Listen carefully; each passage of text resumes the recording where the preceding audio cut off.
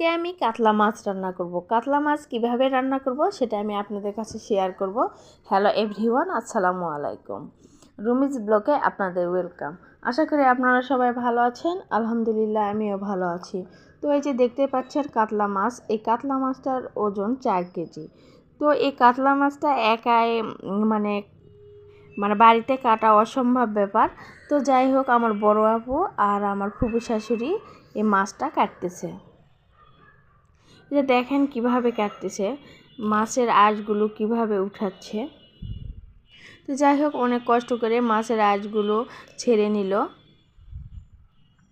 তারপরে এই যে দেখেন আপু আর ফুফু শাশুড়ি মাছটা কাটতেছে, কারণ একা মাছটা কাটা অসম্ভব ব্যাপার এবং আমাদের কাছে।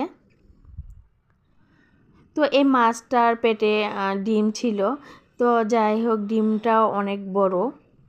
মাছটা যেহেতু বড়, ডিমটা তো বড় হবেই, এটা স্বাভাবিক। এই যে ডিমটা দেখাচ্ছি।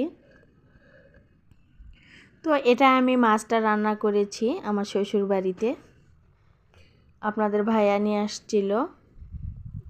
তো ওই যে মাছ ধুয়ে সুন্দর করে রেখেছি, পেঁয়াজ এগুলো কুচি করে নিয়েছি। তো এই যে পেঁয়াজটা ভাজা ভাজা হয়ে যাওয়ার পরে সব ধরনের মশলাটা দিয়ে দিচ্ছি। আর বেশ কিছুদিনতে আমি আপনাদের কাছে ভিডিও শেয়ার করতে পারি নাই, কারণ মনটা বেশ অনেক খারাপ ছিল আর কি। কারণ আমার দাদি শাশুড়ি মারা গেছিলো, এই জন্য আর কি আমি এই রান্নাটা করতেছি শ্বশুর বাড়িতে, আপনাদেরকে তো বললামই। তো তো যাই হোক, এই যে এখানে সব ধরনের মশলা দিয়ে দিচ্ছি। দিয়ে দেওয়ার পরে মশলাটা একটু কষায় নেওয়ার পরে মাছ দিয়ে দেব। তো এখানে মশলার পরিমাপটা একটু বেশি বেশি করে দিয়ে দিচ্ছি, কারণ গ্রামের মানুষে একটু ঝাল লবণ একটু বেশিই খায়। তো এই যে সব কিছু দিয়ে দিচ্ছি, আর ঝালের পরিমাপটা একটু বেশি হয়ে গিয়েছে মনে হয়,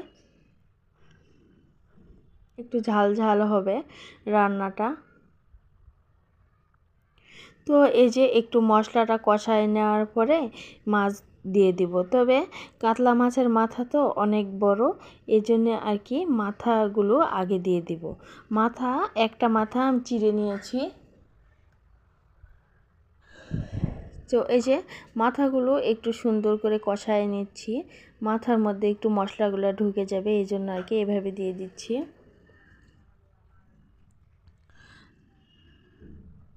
এভাবে একটু দিয়ে দিলে মশলাগুলো ঢুকে যাবে আর কি মাথায়, এই জন্য আর কি খেতে ভালো লাগবে।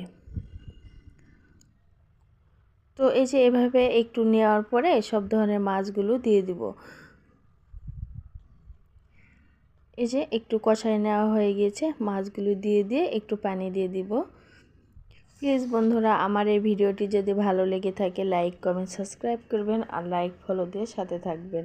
তো এ পাশে দেখতেছেন এগুলো হচ্ছে খাসির গোশ।